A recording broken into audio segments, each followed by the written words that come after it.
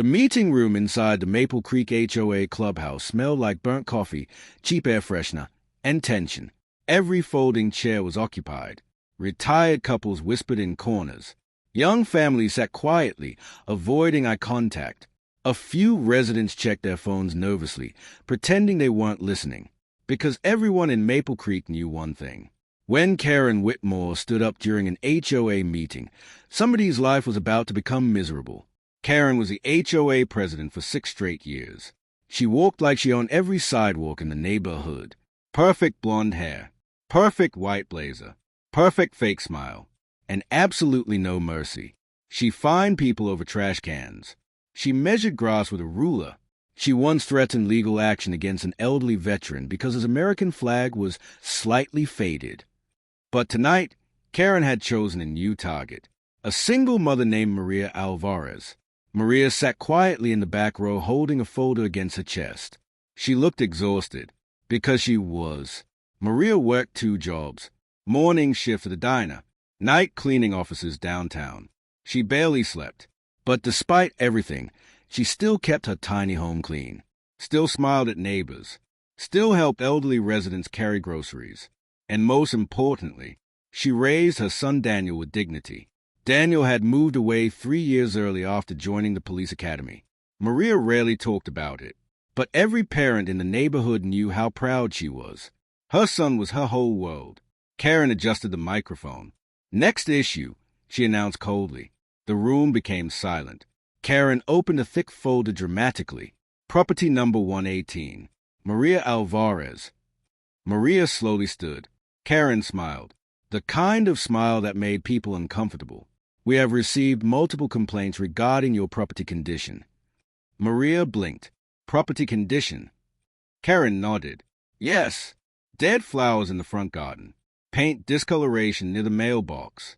Visible storage containers on the side yard." Some residents exchanged confused looks. The violations sounded ridiculous. Maria spoke softly. "I've been working overtime recently. I plan to fix everything this weekend." Karen interrupted her immediately. The HOA rules apply to everyone equally. Then she leaned closer to the microphone, although some people clearly struggled to maintain neighborhood standards. The insult hung in the room. Maria's face turned red. A few neighbors looked down awkwardly. Karen continued, "You're already 3 months behind on HOA penalties." Maria swallowed hard. "I requested a payment extension." Karen shrugged, and the board denied it. Maria opened her folder. "I brought proof that I've been making partial payments." Karen cut her off again. "Excuses do not improve property value." A man near the back muttered, "Come on." Karen ignored him. Then she delivered the line that changed the entire room.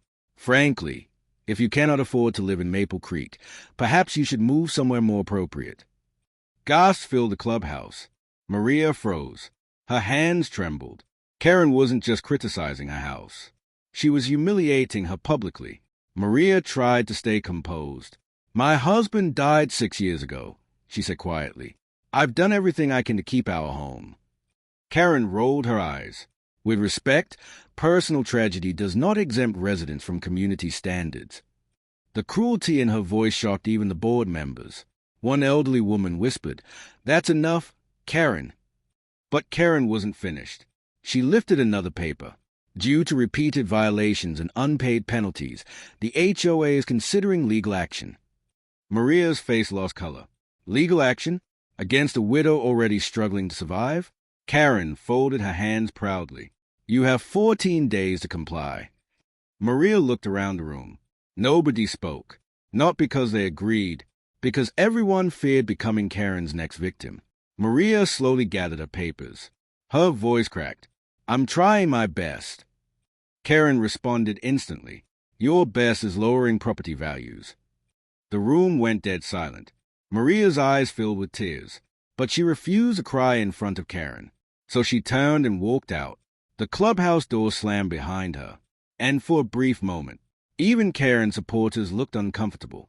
But Karen simply smiled. Meeting adjourned. Outside, rain poured across the empty parking lot. Maria sat inside her old Honda gripping the steering wheel. She finally broke down crying. Not because of the fines, not because of the threats, but because she felt humiliated, completely alone. Then her phone buzzed. A text message from Daniel. Hey, Mom. Good news. I'm finally coming home tomorrow. Maria stayed at the message. Her son had no idea what just happened. No idea his mother had just been publicly destroyed by the HOA. No idea the neighborhood she sacrificed everything for was trying to force her out. Maria wiped away tears and replied, "Can't wait to see you." Back inside the clubhouse, Karen laughed with two board members. "She's always playing the victim," Karen said. One board member hesitated. "Maybe we pushed too hard tonight." Karen scoffed. "People like her always want sympathy instead of responsibility." Then Karen smirked. "She should be grateful we haven't started foreclosure proceedings." At that exact moment, a neighborhood teenager standing near the doorway quietly recorded everything on his phone. And by midnight, parts of the meeting were already spreading across local social media. Residents started commenting, "That woman went too far. Karen humiliated her. This HOA is out of control." But Karen didn't care, because Karen believed power protected her. What she didn't know was that Maria Alvarez's son wasn't just coming home. He was returning in full police uniform. And the next HOA meeting would become the most unforgettable night Maple Creek had ever seen. The next afternoon, Maple Creek looked peaceful. Children rode bicycles. Sprinklers clicked across perfect lawns. Dogs barked behind decorative fences. From the outside, it looked like the perfect American neighborhood. But beneath the surface, residents were gossiping nonstop about the meeting, especially the video clips spreading online. Karen yelling, Maria standing embarrassed, the room sitting in silence, thousands of local views overnight. And Karen absolutely hated it. Inside her large corner office at the clubhouse, she slammed her phone onto the desk. "This is harassment," she snapped. One board member shifted nervously. "People are saying we targeted Maria unfairly." Karen crossed her arms. "People are emotional idiots." Then she narrowed her eyes. "If we back down now, every resident will think rules don't matter." Meanwhile, across the neighborhood, Maria stood on her porch nervously waiting. An old pickup truck slowly pulled into the driveway. Daniel stepped out wearing jeans, boots, and a dark blue police academy jacket. Maria immediately smiled for the first time in days. "Danny." Daniel hugged her tightly. "You look tired, Mom." Maria forced a laugh. "I'm okay." But Daniel noticed instantly, because children always know when their parents are hurting, even grown children. Daniel pulled back. "What happened?" Maria hesitated. "Nothing serious." Daniel looked unconvinced. Then he noticed a stack of HOA notices sitting near the kitchen counter. Red letters. Final warning. Legal review. Non-compliance. Daniel slowly picked them up. His expression changed. "What is all this?" Maria sighed. "It's just the HOA." Daniel read through the papers. Then his jaw tightened. $8,000 in penalties. Maria looked embarrassed. They kept adding late fees. Daniel stared at her. "Mom, why didn't you tell me?" Maria looked down. "You're building your own life. I didn't want to burden you." Daniel placed the papers down carefully. Then he asked a question that mattered. "Who's doing this?" Maria tried avoiding the answer, but eventually she told him everything. The meeting, the insults, the humiliation, the threat of foreclosure. And as she spoke, Daniel became quieter and quieter. Not angry, controlled, the dangerous kind of calm. When Maria finished, Daniel sat silently for several seconds. Then he asked softly, "She said you don't belong here." Maria nodded. Daniel looked around the house. The same house where his father taught him baseball. The same kitchen where Maria worked late nights helping him with homework. The same tiny living room where his mother cried privately after funeral bills nearly destroyed them. This wasn't just a house. It was everything his mother sacrificed for. And someone publicly humiliated her inside it. Daniel stood. "When's the next HOA meeting?" Maria looked worried. "Daniel, please don't start trouble." Daniel smiled slightly. "I'm not starting trouble." Then he looked back at the violation letters. "I'm ending it." Across the neighborhood, Karen sat at a beauty salon complaining loudly. "These people always want special treatment," she told her friend. Her friend frowned. "I heard her son's in law enforcement." Karen laughed. "So what?" Then she smirked. "A uniform doesn't scare me." But Karen had no idea what kind of officer Daniel was becoming.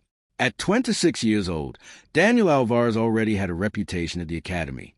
Disciplined, focused, calm under pressure, and deeply protective of vulnerable people, because he grew up watching his mother struggle. That kind of childhood changes a man. That evening, Daniel quietly walked through the neighborhood. He noticed something immediately. Karen's closest friends had obvious HOA violations too. One driveway had cracked pavement. Another home had peeling paint.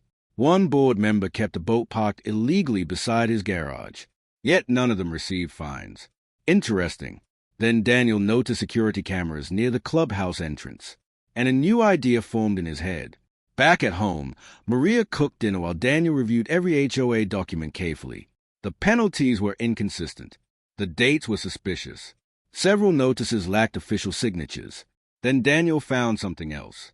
3 violation notices were issued on dates when Maria was proven to be at work, meaning nobody actually spoke to her. The HOA simply kept stacking penalties automatically. Daniel leaned back slowly. This wasn't enforcement. It was harassment. And if Karen treated other residents the same way, this could become much bigger. Maria sat beside him. "Please promise me something." Daniel looked up. "Don't make this worse." Daniel reached across the table and held her hand. "You spent your whole life protecting me." Then he smiled softly. "Now it's my turn." 2 days later, the next HOA meeting began. The clubhouse filled faster than usual, because everyone heard rumors. Maria's son was coming. Karen arrived confidently wearing another white blazer. She acted completely unbothered. But deep down, she wanted to embarrass Maria one final time. Karen adjusted the microphone. "Let's begin." Then the clubhouse doors opened. Every head turned. Daniel Alvarez walked inside wearing a full police uniform. Badge polished. Shoulders straight. Expression calm. The entire room fell silent. Maria followed behind him nervously. Karen's confident smile disappeared instantly. Daniel didn't say a word. He simply escorted his mother to the front row, then sat beside her, watching, listening. And suddenly, Karen no longer controlled the room. Karen tried to continue the meeting normally, but the energy inside the clubhouse had completely changed. Residents who normally stayed quiet suddenly looked more confident, because Daniel's presence changed something. People no longer felt alone. Karen cleared her throat.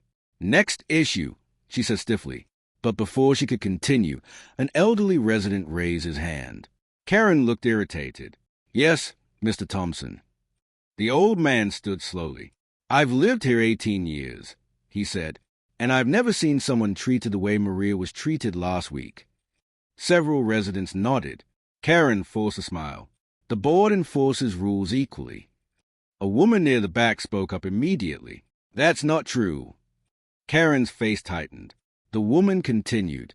"My husband and I received fines because our trash can stay outside for 1 hour after pickup." Another resident raised his hand. "You fined me for parking in front of my own house during my daughter's graduation party. And you threatened my grandmother over flowers," someone else added. Suddenly, the room exploded. Residents started sharing story after story. Selective enforcement, unfair penalties, public humiliation, threats. Karen slammed the gavel. "Order." Nobody listened.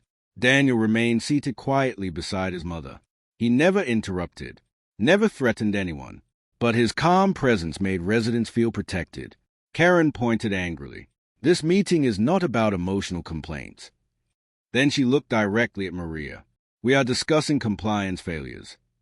Daniel finally spoke. His voice was calm. "Could you explain how the HOA determines violations?" Karen crossed her arms. "We follow official procedures." Daniel nodded. "Great. Then you should have no problem providing documentation." Karen hesitated slightly. Daniel continued.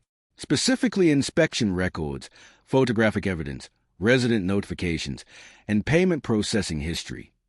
The room became quiet again. because suddenly, Karen sounded less like a powerful president and more like someone being questioned. Karen tried regaining control. "You're not a lawyer." Daniel smiled politely. "No, but harassment, fraud, and discriminatory enforcement often become police matters." The entire board stiffened. Karen laughed nervously. "Are you threatening us?" Daniel shook his head. "Not at all." Then he calmly placed a folder on the table. "I'm asking questions." Karen stared at the folder.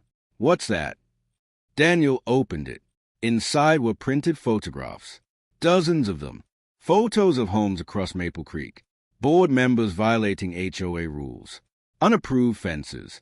Cracked driveways. Illegal storage trailers. Unregistered vehicles. But none received penalties. Residents started whispering loudly. Daniel turned another page. Then another. Each one worse than the last. Karen's face slowly lost color. "How did you get those?" Daniel answered calmly. "Public property." Then he slid another document forward.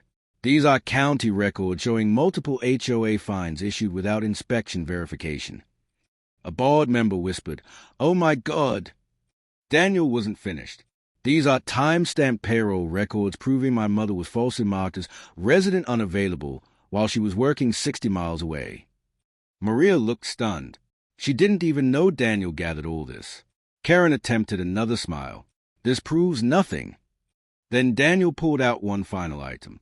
A tablet. He pressed play. Security footage appeared on screen. Karen herself walking past Maria's home, not inspecting anything, just taking pictures from the sidewalk. Then another clip. Karen laughing with another board member. "Keep pressuring her," Karen said in the recording. "Eventually she'll leave." The room exploded. Residents shouted angrily. Maria covered her mouth in shock. Karen stood abruptly. "This is illegal surveillance." Daniel responded instantly. "The footage came from a resident-owned security system voluntarily provided to us." Karen's confidence collapsed. For years she controlled the neighborhood through fear. But now, everyone saw the truth. She wasn't protecting the community. She was abusing power. A board member quietly pushed his chair back. "I didn't agree to this." Another board member stood. "We should pause this meeting." Karen panicked. "No one is pausing anything." But residents no longer feared her. An older veteran stood. "You embarrass a hard-working widow publicly." A mother near the back added, "You threaten families over nonsense while your friends broke the same rules." Another resident shouted, "You owe Maria an apology." Karen looked around desperately, but the room had turned completely against her. Then Daniel stood. The entire clubhouse became silent again. He looked directly at Karen. "My mother spent 20 years helping this neighborhood." His voice remained steady. "She worked herself to exhaustion to keep her home after my father died." Maria started crying quietly. Daniel continued, "And instead of helping her, you humiliated her." Nobody moved. Nobody spoke, because every word was true. Daniel took a slow breath. "I became a police officer because I watched good people get bullied by people with power." Karen lowered her eyes. "For years," Daniel continued, "everyone stayed silent because they were afraid of retaliation." Then he looked around the room. But fear only survives when decent people stay quiet. The residents erupted into applause. Real applause. Not polite. Emotional.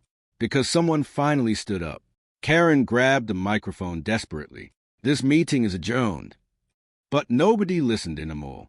Residents surrounded Maria, offering support, offering help, offering witnesses.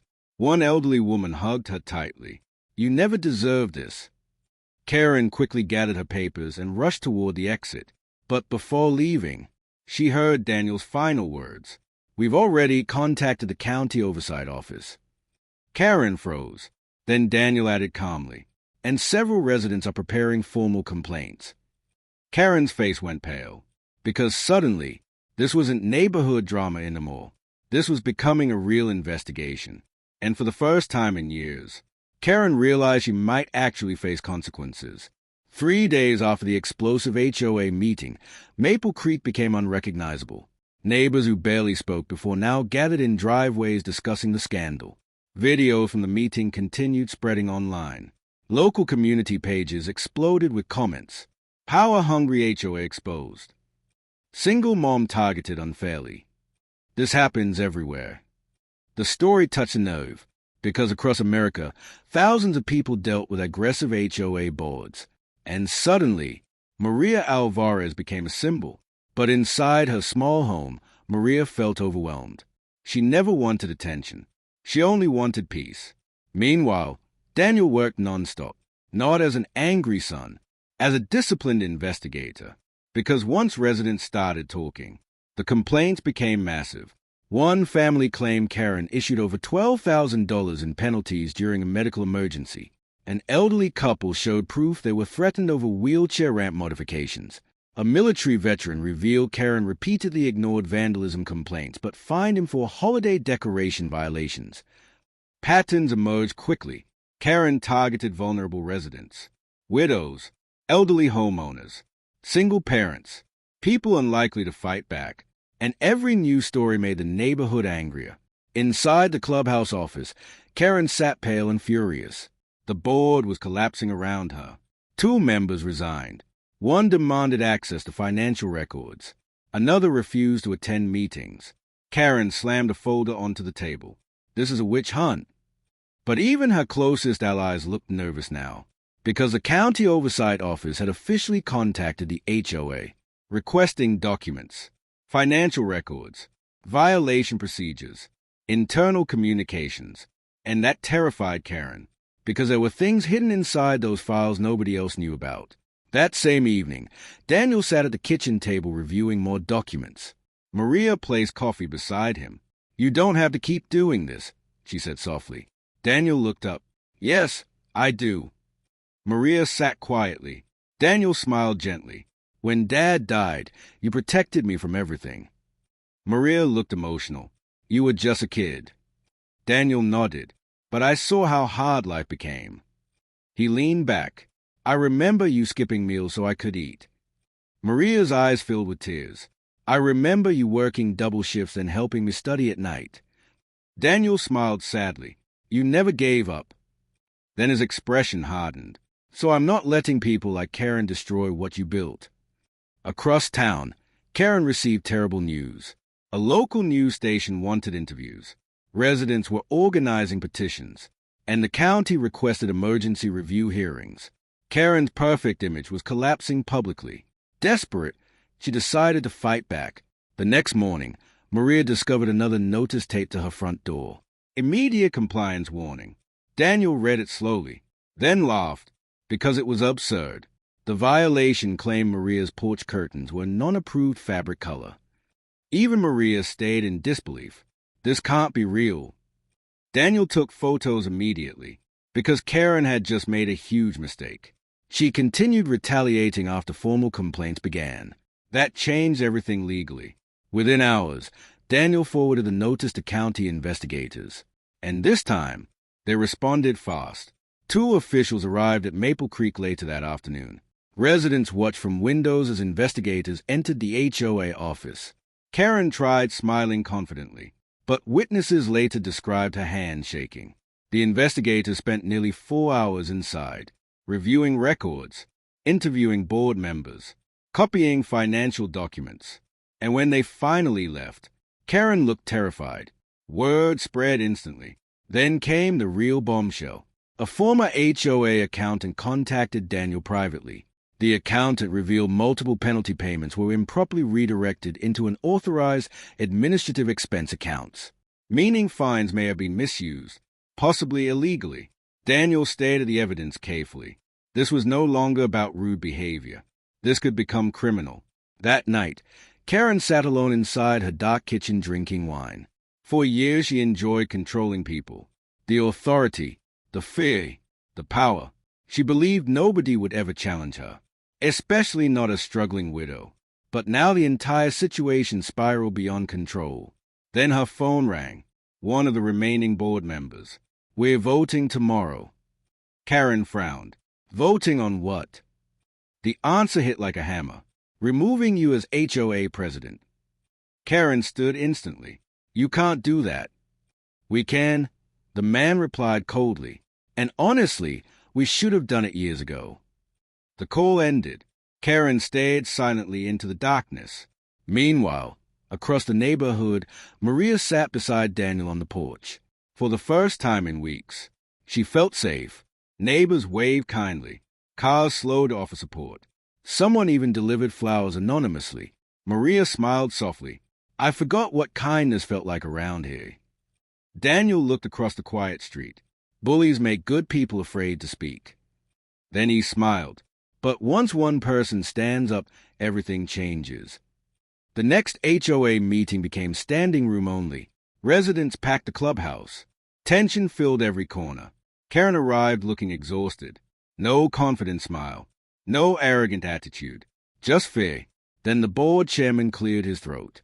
Due to ongoing investigations and community complaints. He paused.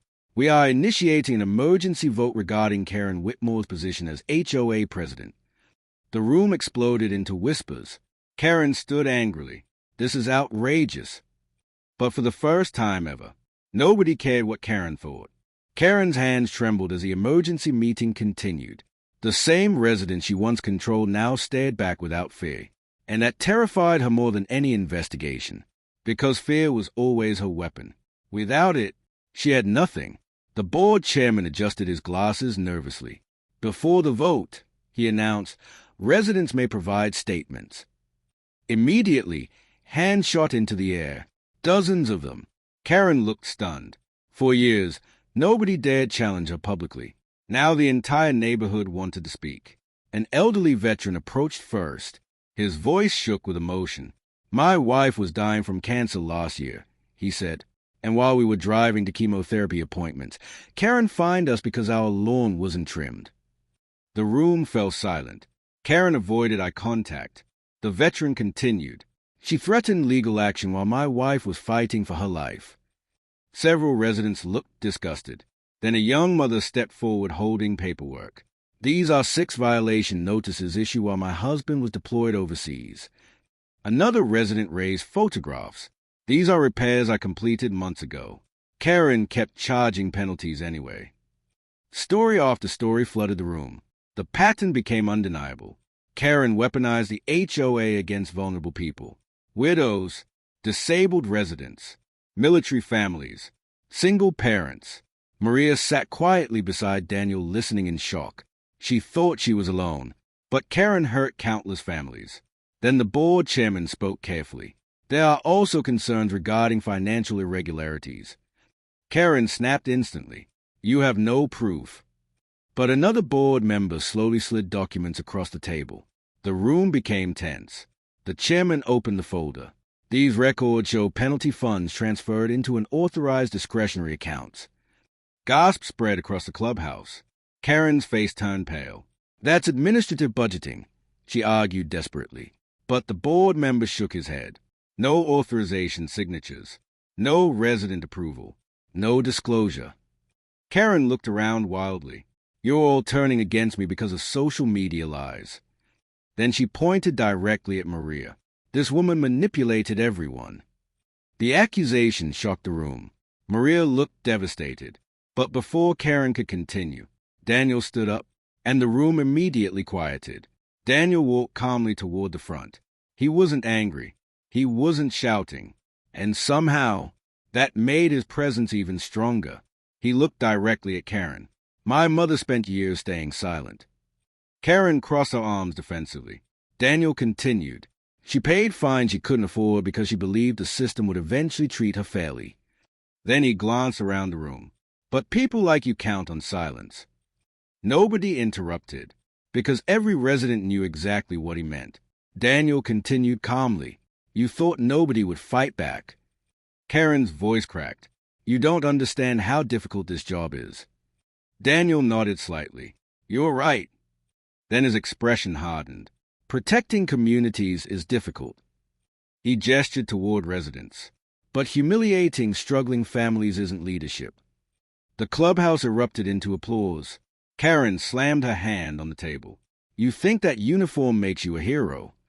Daniel stayed calm. "No." Then he answered quietly. "But it reminds me who I'm supposed to protect." The line hit the room like thunder. Maria covered her mouth crying. Several residents stood applauding. Karen realized she completely lost control, and that realization broke her. She began yelling, "You people are ungrateful." The room went silent again. Karen pointed wildly around the clubhouse. "I kept this neighborhood respectable." An elderly woman stood. "No," she replied softly. "You kept it afraid." That sentence destroyed the last of Karen's authority. The board chairman immediately called for the vote, all in favor of removing Karen Whitmore as HOA president. Hands rose everywhere, almost unanimous. Karen stared in disbelief. The chairman lowered his head. The motion passes effective immediately. Karen looked frozen. For years she controlled every meeting, every rule, every threat. Now it vanished in seconds. But the worst part wasn't losing power. It was realizing nobody respected her anymore. Residents didn't look scared. They looked relieved. Karen slowly gathered her belongings. Then she looked toward Maria. For one brief moment, the room wondered if she might apologize. Instead, Karen muttered bitterly, "This neighborhood will regret turning against me." Then she stormed out.